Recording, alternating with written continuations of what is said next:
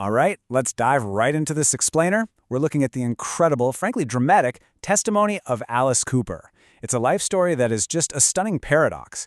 If you think you know the man behind the heavy makeup and the theatrical onstage executions, well, you might be totally surprised by the actual journey he's taken. Today, we're going to break down his transformation from a notorious shock rock villain to a redeemed man of faith, and we're relying directly on his own profound testimony to do it. Instead of starting at the very beginning with his childhood, we're dropping right into the thick of it, his terrifying rock-bottom moment. Picture this, a literal life-or-death crossroads in a Beverly Hills mansion. He'd been awake for 4 or 5 days, just absolutely consumed by paranoia. He literally had his wife's dresses hung up over all the windows so no one could look in. He had a massive rock of cocaine, a pipe, and a pistol. He looked into the mirror, and in his hallucinating state, the lines coming down from his iconic eye makeup looked like blood. This was the terrifying peak of an addiction that redefined his entire existence, a moment where he truly believed it was the end. When you zoom out and look at his life, the contrast is absolutely striking. On one hand, you've got the poster boy for everything the mainstream thought was wrong with the music industry, a notorious figure who completely rebelled against the peace and love era of the 60s and 70s. On the other hand, you look at who he is today, a man of deep, unwavering Christian faith who actively prioritizes his relationship with God way above his fame. So how exactly did he get from point A to point B? Section 1. The Accidental Outlaw. The irony here is just fascinating. At the peak of his early notoriety, you had religious programs like the 700 Club literally burning Alice Cooper albums on television. They held him up as the ultimate bad influence. But what they were entirely unaware of was that Cooper was raised deeply in the church. He grew up going to church on Wednesday nights, Friday nights, and all day Sunday. All his friends were Christian kids. So while these groups were burning his records, Cooper secretly knew the Bible inside and out. He actually joked about wanting to go on those shows and debate scripture with them, just laughing at the sheer irony of his dark vaudeville act being taken so literally.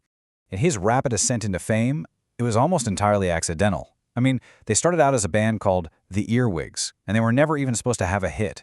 They were the outlaws that parents loved to hate, which, to be fair, was great for business.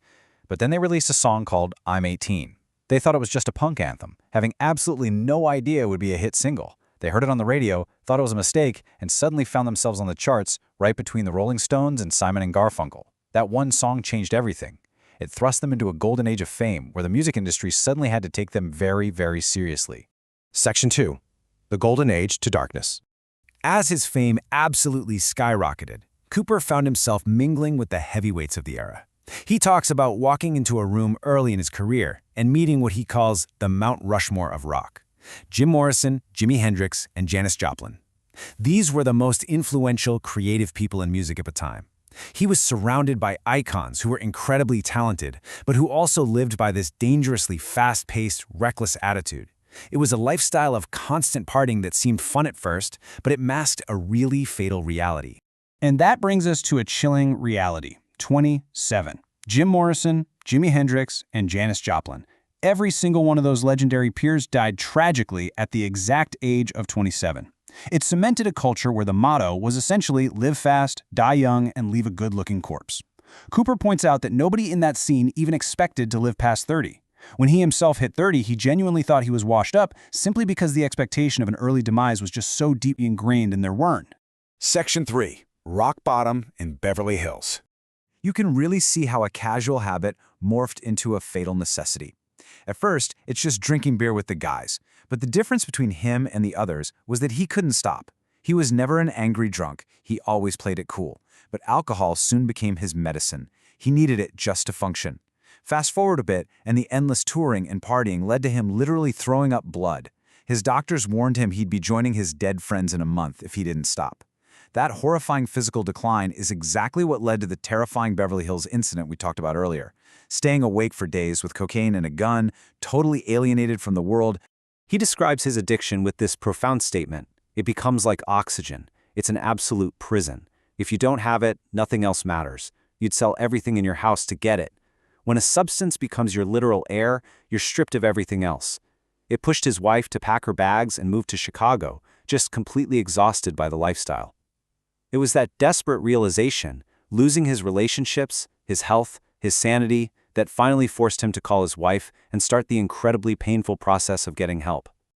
Section 4. Healed, not cured.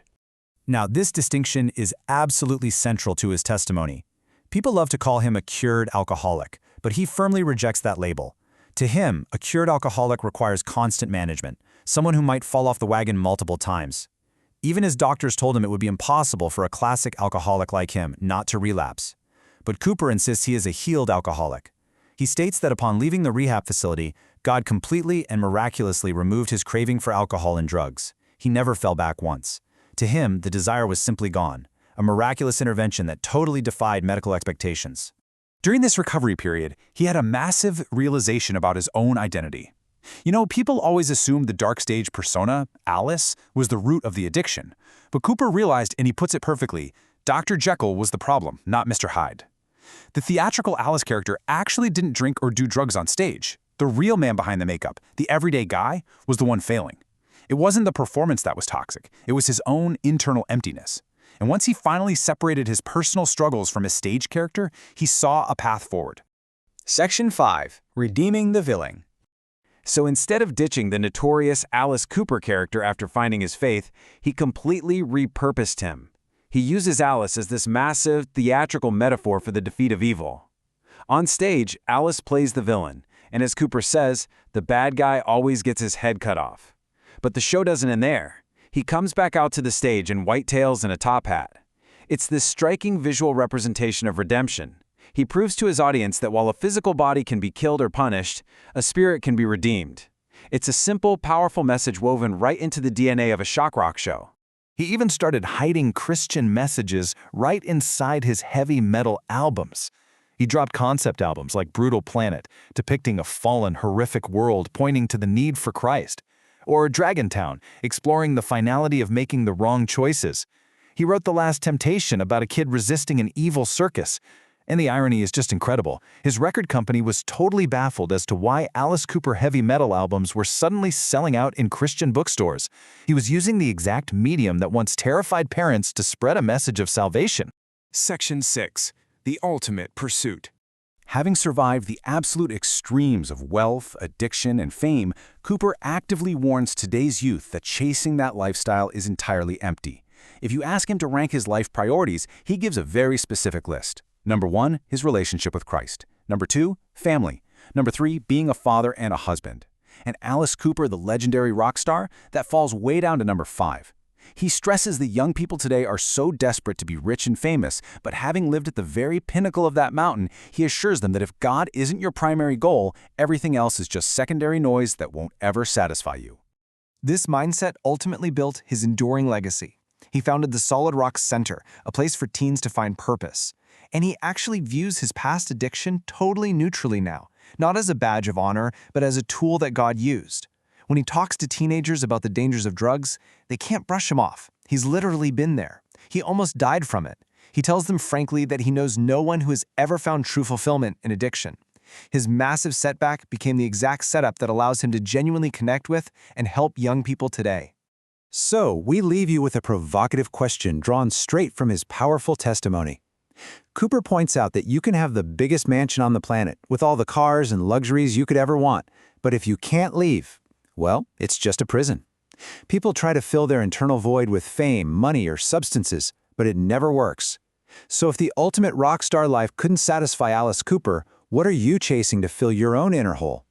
Think about that as you reflect on this incredible journey from rock villain to redeemed.